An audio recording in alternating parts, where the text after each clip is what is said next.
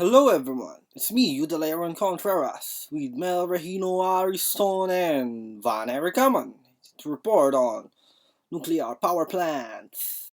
Nuclear power plants, an alternative source of clean energy, yet many people are scared by the idea of it. Why is that? First, let's start with the basics.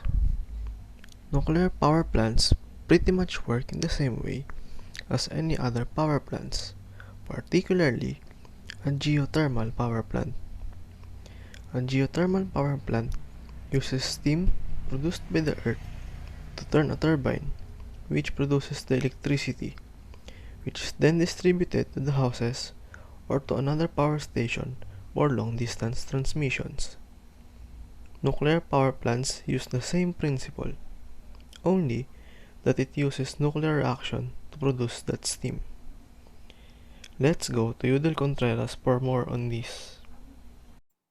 Thanks, Mel. Now, the particular reaction that it uses is called nuclear fission. Nuclear fission is the exact opposite of nuclear fusion. Inside the atom of an element is the nucleus, composed of both protons and neutrons. A tremendous amount of energy holds these two components together. Normally, nothing would be able to separate those two apart, but through experimentation, scientists have found out that by firing neutrons at a high speed into the nucleus, the bond that holds those two together would be broken. It is this nuclear fusion that is essential to the functioning of a nuclear power plant. Radioactive elements such as uranium and plutonium are particularly useful for this application, as they release other high-speed neutrons when their nuclei are split apart. These neutrons hit other nuclei, which in turn release new neutrons, which in turn hit the nearby nuclei, setting off a nuclear chain reaction. Inside the nuclear power plant, a nuclear reactor is placed near a bath of water. As it is stated earlier, the energy that holds the nucleus together is tremendous. The act of nuclear fission releases this energy, which in turn releases a huge amount of heat. It is this heat that is used to turn the water into steam necessary to turn the turbine and produce electricity. Let's have Ban Amon for the rest of this.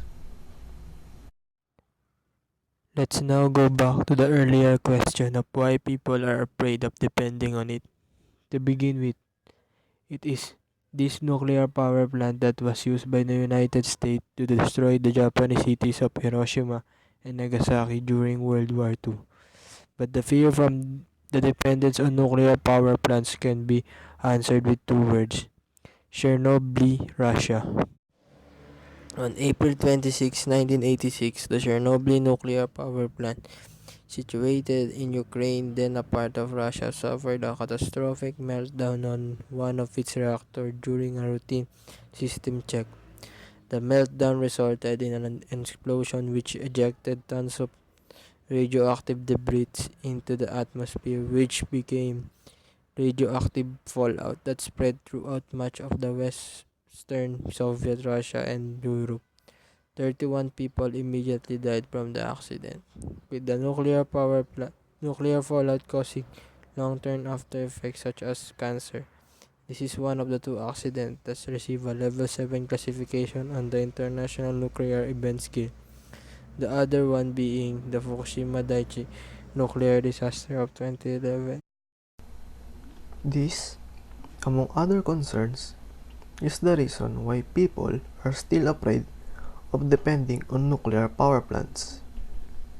Here in the Philippines, we have a finished nuclear power plant in Bataan, but it never operated because the accident in Chernobyl occurred within a few months of the planned start of operation of the plant. Until this mentality about nuclear power plants is removed, nuclear energy will never become a solution to the growing demand on electricity. Thank you for listening to this short presentation.